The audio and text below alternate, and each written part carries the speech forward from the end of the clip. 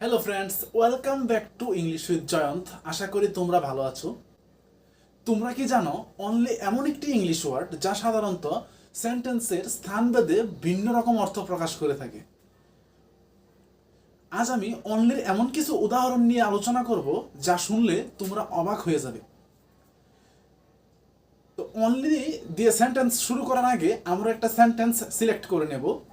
সেন্টেন্সটি হলো I at the cake yesterday. আমি গতকাল কেক খেয়েছি। I at the cake yesterday. আমি গতকাল কেক খেয়েছি। এই সেন্টেন্সটির আগে পিছে এবং বিভিন্ন স্থানে আমরা অনলি ব্যবহার করে সেন্টেন্স তৈরি করব। দেখব এদের অর্থ কীরকম হয়ে থাকে। Only I at the cake yesterday এর মানে হচ্ছে শুধু আমি গতকাল কেক খেয়েছি। এর মানে হচ্ছে শুধু আমি গতকাল কেক খেয়েছি, আমি বাদে আর কেউই কেক খায়নি। I only at the cake yesterday.